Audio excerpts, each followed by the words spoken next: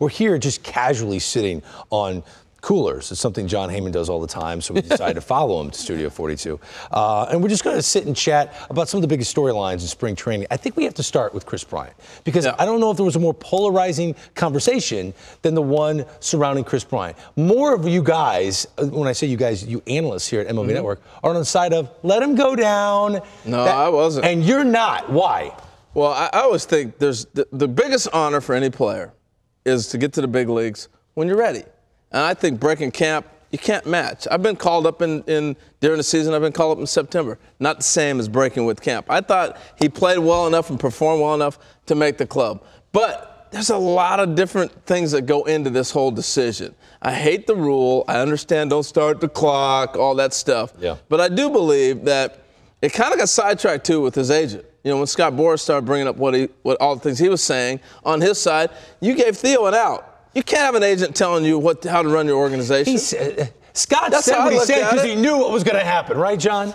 I think he knew. I think they knew from the start. You know, this is one where I feel very strongly both ways. I am sure that the Cubs felt that they were going to send him down at the start of the season. I think they understood that at the beginning. And I think that they're working within the rules. I know Rob Manfred was there when he was asked about the Cubs getting around the rules, and he corrected the person and said they're working within the rules. This is a rule. They will get to keep Kris Bryant for an extra year. It is important to the Cubs. So I only understand from their perspective. From the other perspective, Kris Bryant, to me, is ready. Even if he's not a polished third baseman at this point, he is a dynamic player. 2,000 OPS in spring training. I was there, saw that ball, that spin that he hits out there just keeps flying and flying, and we'd love to see him start with the Cubs. My last point on this. You know, and I'm not sure how they get around this. I understand everyone talking about the rule, but what rule do you make? I mean, it has to be based on service time when you'd be a free agent. I don't know how you can get around that. I'm sure it'll be collectively discussed and collective bargaining. But here's the last thing. I think it's bad for the game of baseball because you're pushing young talent. And here's a guy that's come along to do everything you're supposed to do. You break with the club. Right. If you think he's ready, he goes. Now, some people thought that Alex Rodriguez, after an entire year lost his suspension, wouldn't be good enough to break with the club. There were some people on this channel that were like, this is going to be a disaster.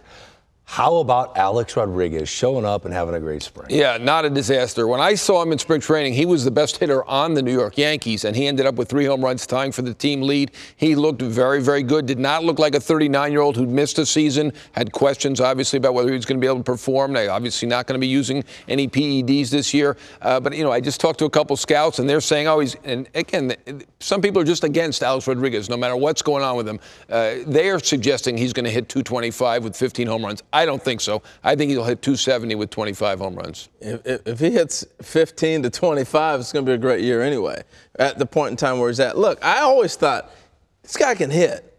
And taking the year off, the only question mark was going to be when will the bat speed come back? It wasn't if it will, it was when it will. Yeah. And now it's there. I watched him play. I got a chance to see him play a couple games in the spring. I've watched him work out. I'm very impressed with him. I think he's going to hit. I think he'll play well. And I think he's going to be welcome back on his own club. I don't know about the rest of the league, but he's going to perform well. Quickly, it's hard to have a contract bigger than Alex Rodriguez, and that's what Giancarlo Stanton has. First $300 million player in all of sports, and we were wondering how he was going to handle getting back in the batter's box. Did he answer every doubt that you had? Not yet, and here's why. How? He had a great spring. I didn't see a whole lot, but what I did see, he hadn't hit a breaking ball yet. Now, he may have. I didn't see every at-bat, every pitch. But I want to see him hit a breaking pitch. And that's the biggest concern for me. Look, last time we saw him play in a major league game, he was hit in the face. That stays with you for a long time. The confidence is coming. He looks great. He drove some balls out of the ballpark. He did all the things you're supposed to do.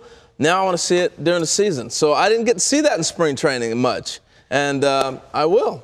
You know, I was there in Jupiter. I thought he looked fantastic. The one time he did not look good was against Steve Cechek right away in intra-squad. He was bailed out on a breaking ball. Throughout spring training, he was excellent, just like he always was. Has got that nice, stylish G in front of him to protect him. Pretty cool. And he looks good. Hey, look, we need him to come back and be the stud he is. Totally. And we need to hang out on water coolers more. I think it's a good idea by you. I might need a smaller one. I feel about 6'8". I'm not actually taller than you. Tell you what, they got me. I look like Kevin Hart in here. I look like I'm 5'3". Yeah, and that's anyone else's fault but your own? I mean, maybe your parents? Let me stand up. Yeah. There you go. I'm 6'2".